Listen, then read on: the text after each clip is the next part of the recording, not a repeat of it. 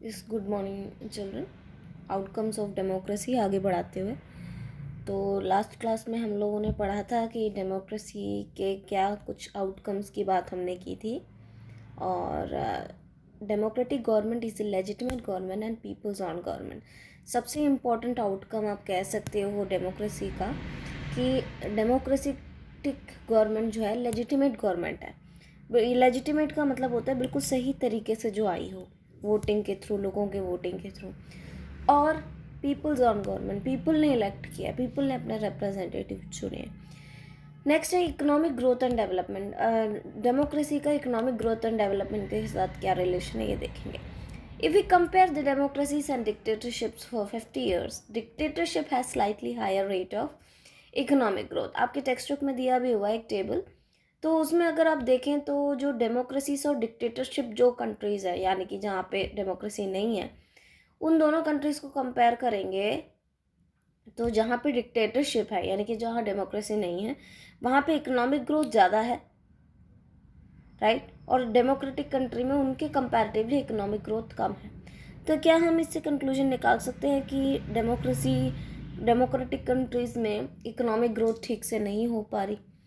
Well, इस पे हम ये कह सकते हैं कि इकोनॉमिक बहुत, एक तो डिफरेंस बहुत कम है, ज़्यादा नहीं है, but the economic development depends on several other factors. Economic development सिर्फ गवर्नमेंट पे नहीं डिपेंड करता, और भी बहुत सारे फैक्टर्स पे डिपेंड करता है, जैसे कि कंट्री का पॉपुलेशन साइज, ग्लोबल सिचुएशन कैसी है, इकोनॉमिक प्रायोरिटीज़ गवर्नमेंट ने अपनी पॉलिसीज़ में क्या क्या अपनाई है, उस पर भी डिपेंड करता है, right.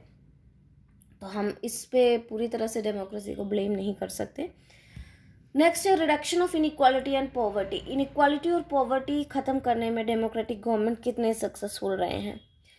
Even when a country achieves economic growth, wealth should be distributed equally. तो इकोनॉमिक ग्रोथ सिर्फ टारगेट नहीं होना चाहिए, बल्कि जो वेल्थ है वो इक्वली सभी सोसाइटी के लोगों में इक्वली डिस्ट्रीब्यूट हो, तभी पॉवर्टी जाएगी। ये बहुत इंपॉर्टेंट है। Democracies are based on political equality. Democracies political equality पे बेस्ड है, इकोनॉमिक इक्वालिटी पे बेस्ड नहीं है। We find growing economic inequalities in democracy. Democracy में आप देखते हो कि गरीब गरीब होता जा रहा है, अमीर अमीर होता जा रहा है, इकोनॉमिक इनइक्वालिटीज बहुत है।